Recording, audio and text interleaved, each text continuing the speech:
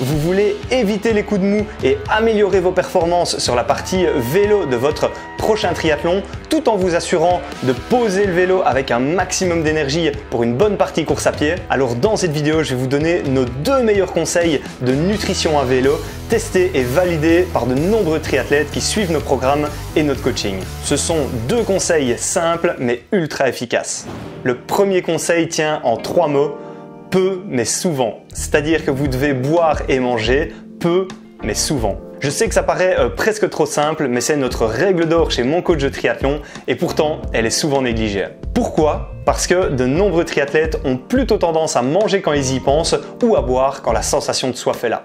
Et ce n'est évidemment pas la meilleure idée. En course, quand vous commencez à sentir la fringue à l'arrivée ou que votre bouche est toute sèche, eh bien il est souvent déjà trop tard. À la place, je vous conseille d'appliquer 2 mantras: boire toutes les 10 minutes et manger toutes les 20 minutes. Commencez à boire après environ 10 minutes sur le vélo et à manger après 20 minutes. Donc le rythme est le suivant. D'abord, vous buvez 1 à 3 gorgées de boisson isotonique et 10 minutes plus tard, vous mangez un petit morceau de bar par exemple et vous buvez 1 à 3 gorgées d'eau. Ainsi, vous alternez durant tout le vélo entre hydratation et alimentation plus hydratation. L'objectif, c'est d'avoir un flux régulier d'énergie pour éviter les gros pics de glucides et les coups de mou. Trop d'un coup, c'est indigeste et vous augmentez les risques de problèmes gastriques. Et trop peu se traduit par une baisse d'énergie sur le vélo ou plus tard sur la partie course à pied. Alors que peu, mais souvent, c'est le juste milieu. Attention, je ne dis pas que ça doit être appliqué à la lettre et que ça vaut pour tout le monde sans être ajusté personnellement. Mais cette stratégie, c'est votre assurance pour tenir jusqu'au bout du vélo et arriver avec une top énergie en T2. Petite astuce au passage, programmez une alarme sur votre montre ou votre compteur qui sonne toutes les 10 minutes. Comme ça, pas d'excuses ni d'oubli, vous vous alimenterez par stratégie et non plus par sensation.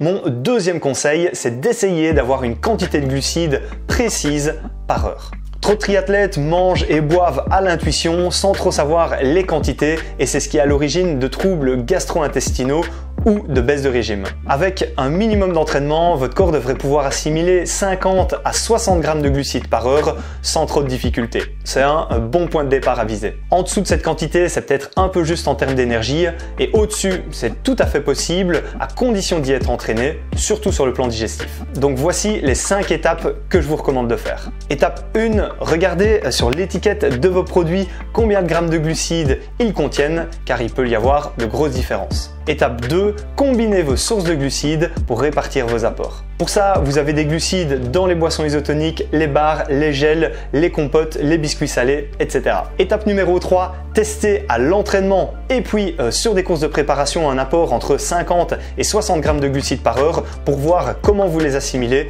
et comment vous vous sentez. Étape numéro 4, si ça ne passe pas, eh bien diminuez vos apports à 40 voire 30 grammes de glucides par heure et entraînez progressivement votre système digestif pour pouvoir augmenter les apports au fil du temps. À voir aussi si ce n'est pas la marque des produits que vous utilisez que vous ne digérez pas bien, seules les bonnes et les mauvaises expériences vous le diront. Étape numéro 5, si 50 à 60 grammes passent bien, eh bien essayez d'augmenter au fil des mois et des années à 70, 80, voire même 90 grammes de glucides par heure. Personnellement, j'arrive désormais à bien assimiler 80 grammes de glucides par heure. Donc sur le vélo de mon Alpha Ironman à Krejgo que j'ai réalisé le mois dernier en 2h36, eh bien j'ai plus ou moins avalé 200 grammes de glucides bien répartis sur l'entièreté du parcours, notamment grâce à l'alarme sur mon compteur. Petit conseil bonus, mangez et buvez les produits que vous comptez utiliser sur les courses à l'entraînement lors des sorties longues à vélo avec un enchaînement course à pied derrière. C'est idéal pour tester votre stratégie de nutrition. En résumé, pour éviter une baisse de régime ou des troubles digestifs sur vos prochains triathlons, appliquez bien ces 2 conseils. 1. Boire et manger peu mais souvent et 2. Contrôlez la quantité de vos glucides. Et vous verrez que vos courses se dérouleront bien mieux grâce à ça. Si vous souhaitez une vidéo complète sur comment construire une stratégie de nutrition pour un half ou un Ironman, dites-le moi dans les commentaires. Puis si vous avez apprécié la vidéo, abonnez-vous à la chaîne pour ne pas manquer les suivantes et puis ça me motive aussi pour la suite. Je vous retrouve très vite pour d'autres conseils et je vous souhaite un excellent entraînement avec une patate d'enfer. Ciao ciao!